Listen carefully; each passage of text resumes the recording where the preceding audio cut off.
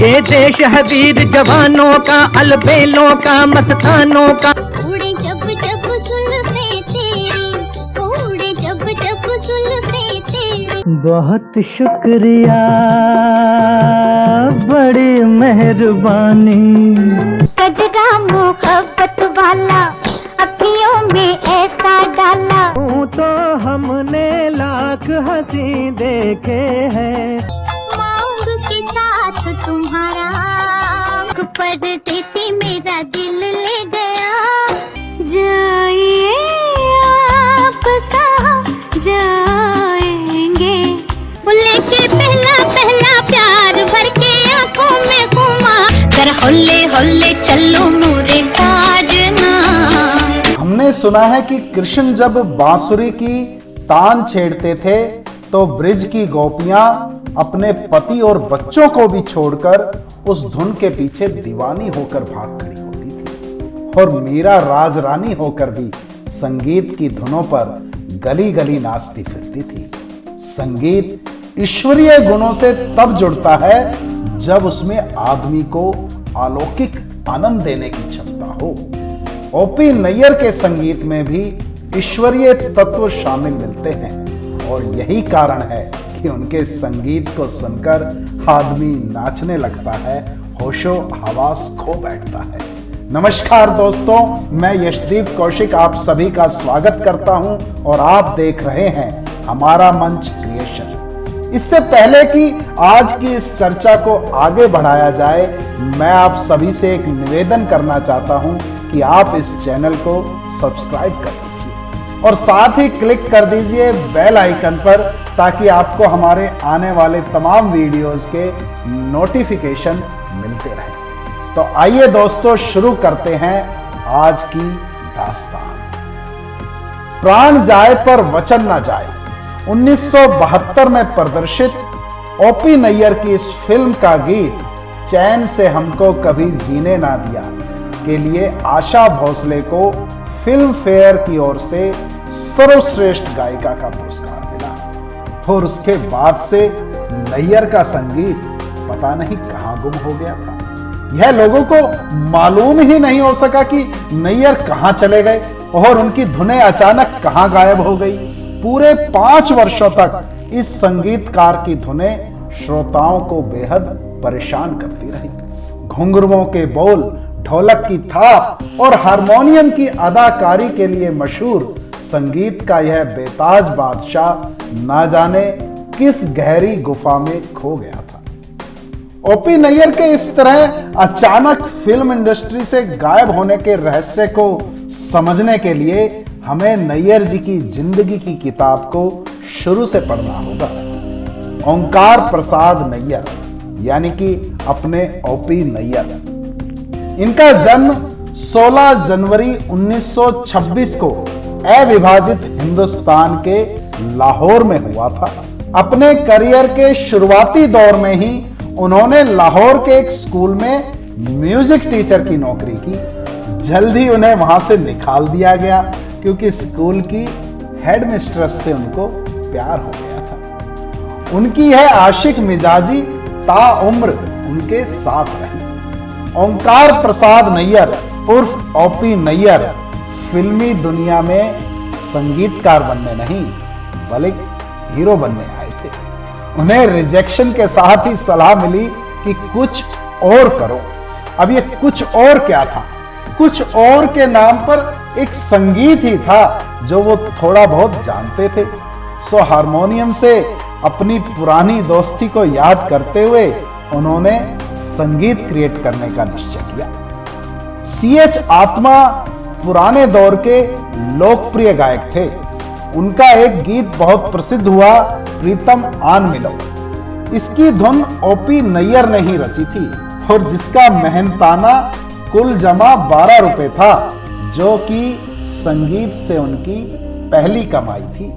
और गुलजार की फिल्म अंगूर में इस गीत के मुखड़े का बहुत ही खूबसूरती के साथ इस्तेमाल किया गया है। प्रीतम आन मिलो, प्रीतम आन मिलो। 1949 में उन्हें पहली बार कनीज फिल्म में बैकग्राउंड स्कोर देने का मौका मिला और 1952 में पहली फिल्म आसमान में संगीत देने का। सफलता का स्वाद चखने के लिए उन्हें 2 साल इंतजार करना पड़ा, जब 1954 में गुरुदत्त की फिल्म आर पार उनके हिस्से में आई और इस फिल्म के गीतों ने तो धूम मचा दी और ओपी का नाम फिल्म जगत में चल निकला। कभी हार कभी पार लगाती है नजर, खेलो मैं हारी पिया हुई तेरी जीत रे। बाबूजी धीरे चलना, कार में जरा संभलना। जिद्दिया घमंडी और स्वाभिमान में बहुत ही बारीक अंतर होता है।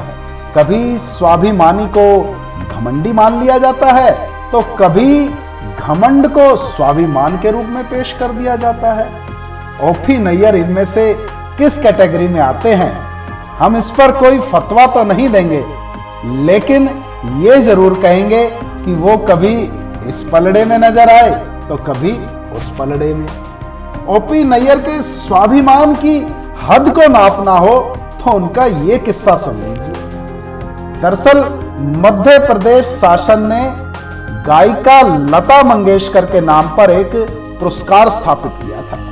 यह पुरस्कार संगीत से जुड़ी हस्तियों को दिया जाता था और इसकी राशि 1 लाख रुपए थी। 90 के दशक की शुरुआत में एक बार इस पुरस्कार के लिए ओपी नैयर को चुना गया था, लेकिन ओपी नैयर ने यह पुरस्कार लेने से यह कहते हुए साफ इनकार कर दिया कि जिस गायिका को मैंने कभी गीत नहीं गवाया उसके नाम पर स्थापित पुरस्कार कैसे ले सकता हूं। और साथ ही यह भी कहना था कि एक गायिका के नाम पर रखा गया पुरस्कार एक संगीतकार कैसे ले सकता है। उस दौर में 1 लाख रुपए बहुत बड़ा अमाउंट था। आपको यह जानकर और भी हैरत होगी कि उन दिनों ओपी नैयर की आर्थिक स्थिति बहुत ही खराब थी और वो बतौर पेइंग गेस्ट रह रहे थे। बात अब लता की निकली है तो बताते चलें कि ओपी नैयर ने लता मंगेशकर को कभी अपने संगीत निर्देशन में नहीं गवाया। उस दौर में भी नहीं गवाया जब फिल्मी दुनिया पर लता का एक छत्र राज्य था। लता और ओपी की टसल भी तब हुई जब ओपी नैयर अपनी पहली ही फिल्म में संगीत दे रहे थे। हुआ कुछ यूं था कि फिल्म आसमान का एक गीत फिल्म की सह नायिका पर फिल्माया जाना था। लता को यह गंवारा नहीं था कि उनका गाया गीत सह नायिका पर फिल्माया जाए, सो उन्होंने मना कर दिया। बस ये बात ओपी नैयर को चुभ गई और उन्होंने लता के साथ कभी भी नहीं गाने का फैसला कर लिया और उन्होंने अपना यह पर्ण ताउम्र निभाया। यह लता से न गवाने की उनकी जिद का प्रतिफल ही था कि आशा भोसले जैसी गायिका फिल्म जगत को मिली। आशा को तराशने से लेकर स्थापित करने तक का श्रेय ओपी नैयर के खाते में है। उनका साथ बहुत लंबे समय तक 14 साल चला। बाद में 1974 में आशा भोसले ने अपने इस मेंटर को छोड़कर आर.डी. बर्मन का हाथ थाम लिया। आशा भोसले पर यह इल्जाम भी आयद किया जाता है कि जिसकी बदौलत वे ऊंचाई पर पहुंची उसे ही उन्होंने त्याग दिया। बहरहाल इसके बाद ओपी नैयर ऐसे टूटे कि फिर उभर नहीं पाए, न पर्सनल लाइफ में और न ही करियर में। जैसा कि इस वीडियो की शुरुआत में मैंने आपको बताया था कि 1972 में प्रदर्शित प्राण जाए पर वचन न जाए फिल्म के बाद अचानक ओपी नैयर गायब हो गए थे। 1972 के बाद 1979 में प्रदर्शित निर्माता रतन मोहन की फिल्म हीरा मोती से नैयर साहब की फिल्म संगीत की दुनिया में वापसी हुई। अपने अज्ञातवास पर चुप्पी तोड़ते हुए खुद नैयर साहब ने खुलासा किया था कि ज्यादातर पत्रिकाओं में उनके और आशा जी के संबंधों को लेकर जो झूठी और मनगढ़ंत गॉसिप मिर्च मसाला लगाकर छापी गई उससे उन्हें गहरा धक्का लगा। नैयर साहब ने इस सबके पीछे फिल्मी दुनिया में व्याप्त राजनीति और गुटबाजी को कारण बताया। इन सब बेमतलब की अफवाहों से वो इतने आहत हुए कि धीरे धीरे फिल्मी दुनिया से दूर होते चले गए। नैयर साहब ने बताया कि मेरे पास कला है और निर्माता के पास दौलत है। मैं अपनी कला बेच सकता हूं, जमीर नहीं। इसलिए पिछले 5 वर्षों तक मैं किसी निर्माता के पास काम मांगने नहीं गया। आशा जी का नाम लिए बगैर उन्होंने यहां तक कहा कि 14 वर्ष तक मैंने सिर्फ एक आवाज की गुलामी की है और शायद मुझे उसकी सजा मिली है। अब मैं एक साथ कई नई आवाजों को उभरने का मौका दूंगा और पुरानी गलतियों को कभी नहीं दोहराऊंगा। ओपी नैयर की मशहूर फिल्मों की बातें करें तो नाम सामने आते हैं। उनमें शामिल है नया दौर, कश्मीर की कली, फिर वही दिल लाया हूं, मेरे सनम, सावन की घटा, हावड़ा ब्रिज, बहारें फिर भी आएंगी। बहुत सी फिल्में हैं, Aar Paar, Mr and Mrs 55 और सीआईडी तो इनमें शामिल है।